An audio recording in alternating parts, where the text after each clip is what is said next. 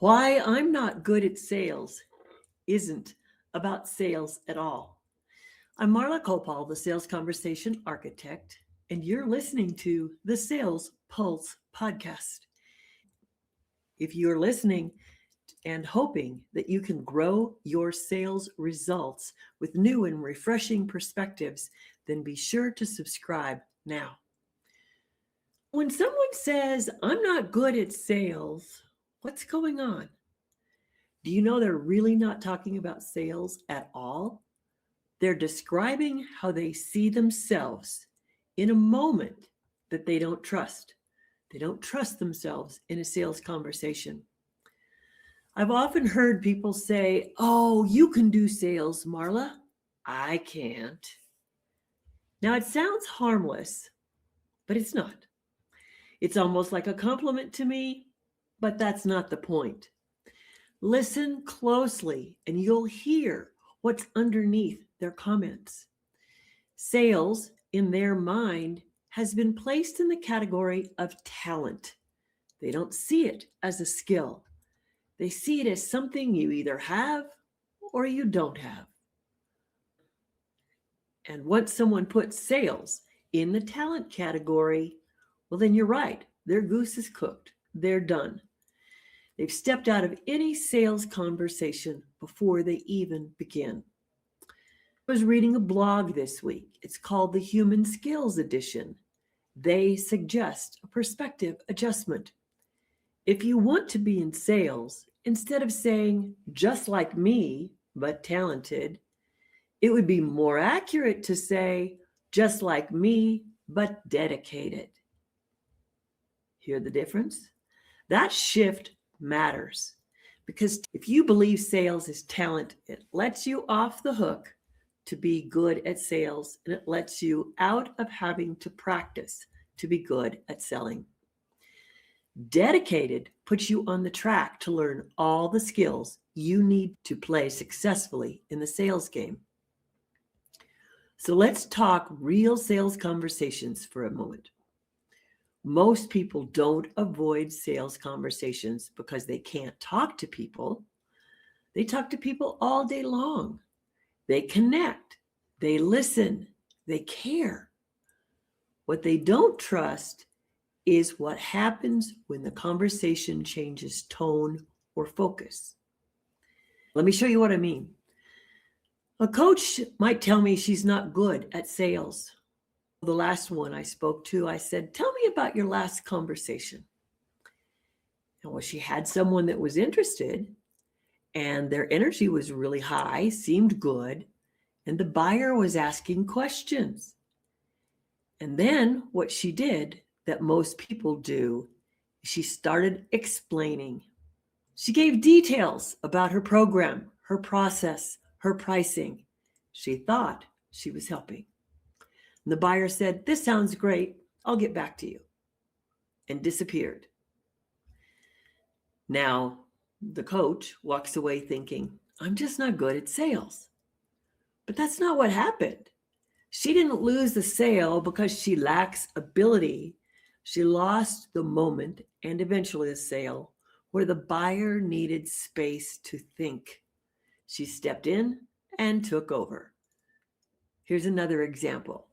A direct seller tells me, "I hate sales. I feel pushy."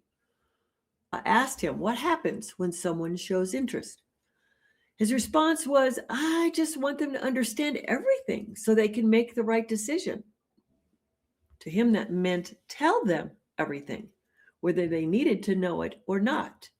Explain the product fully, explain the benefits, the results, the stories. He was being helpful. But the buyer felt something different.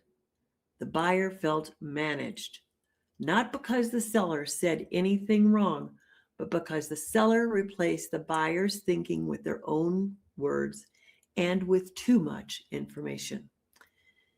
Sharing information with someone who doesn't seek it or want it brings no value to the conversation or to the buyer. This is the part that most people never see. Sales doesn't feel hard because you lack personality or confidence.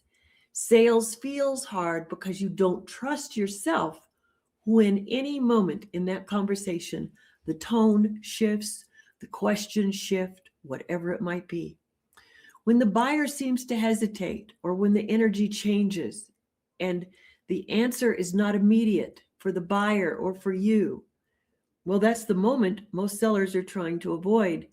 And that's actually the moment at which you stay in the conversation. You dig deeper.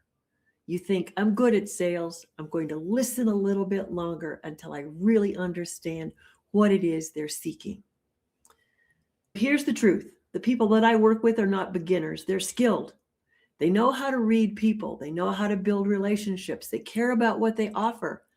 And they have one pattern that gets in their way. They leave the conversation too early. Not physically, but mentally. They leave. They move from curiosity about the buyer into controlling the information. Information is only as good as what the person on the other side wants to know. They go from listening to explaining. They go from discovery into direction. And once that happens, the buyer will step back. And I know you've seen this often. So for a seller to be responsible to the buyer and to find the right product or service, they have to make sure that everything they have fits first. If you can create a fit between the buyer and what you're offering, then you're having a successful sales conversation. And you don't get there by just telling them data, facts, features, and benefits. A successful seller recognizes the moment when you should change the pitch and tone of your voice. Ask more questions of the buyer. Stay focused on the buyer and guide the winding curve of new questions that the buyer throws at you. New thoughts and new ahas from the buyers are really going to lead you to that great sale. The goal is to learn how to stay in the conversation. It's not about talent, it's about skill. Here's what it looks like in real time. A buyer says, I'm not sure this is the right time. And most sellers hear that and immediately go into panic and more explanation. They talk about urgency and timing and opportunity. And a practiced seller does it another way. They pause and they ask, can you tell me what feels off about the timing?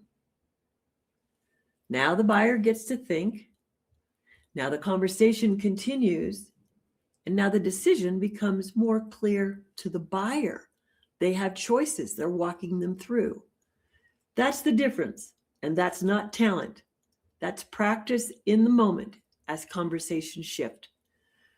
When someone says, I'm not good at sales, what they're really saying is, I've not learned how to stay in the moment. I've not learned how to stay in the conversation with the buyer, with the buyer's perspective. Once that becomes clear, everything will open up. So here's something to take into your next conversation. When you feel the urge to explain, pause.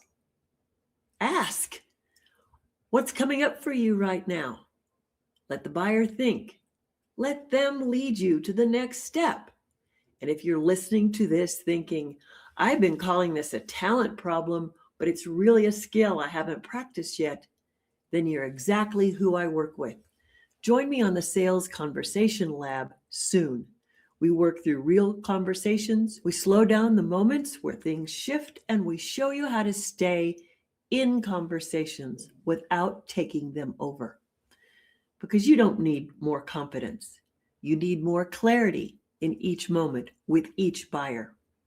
So join us inside the Sales Conversation Lab on School. It's a free membership, and the link is in the show notes. And until then, take this question with you. When you say you're not good at sales, what part of the conversation are you actually trying to avoid? That's where you will begin to level up and make more sales.